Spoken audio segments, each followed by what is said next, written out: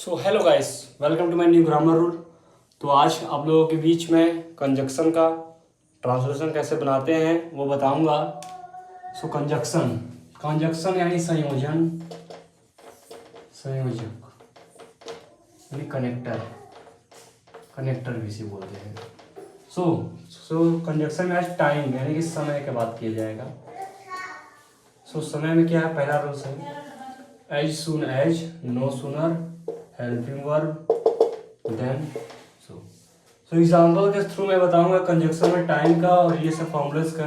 तो एग्जाम्पल है, ज्यों ही मैं उसे देखा त्यों ही वह काम शुरू किया। यानी कि इसमें बात है टाइम की। इस सेंटेंस में आप यदि देखेंगे तो टाइम की बात अवश्य की गई है। कैसे की गई है? ज्यों ही मैं उसे देखा त्यों ही वह काम शुरू किया। वह काम शुरू किया, वह काम कब शुरू किया? ज्यों ही मैंने देखा या जब मैं देखा। काम कब शुरू हुआ? ज्यों ही मैंने उसे देखा त्यों ही काम शुरू हुआ। यानी कि इसमें टाइम की बात हो रही है। Time are much importance for this rules और दिस फॉर्मूलाज।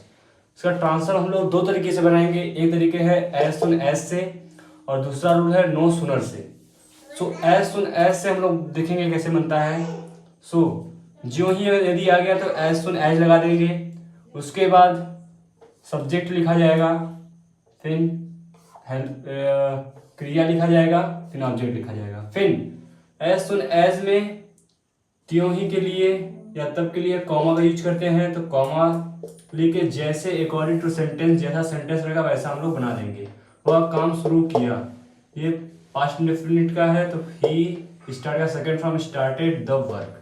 अब नो सुनर का यूज दिखा जाएगा। नो सुनर कैसे बनता है?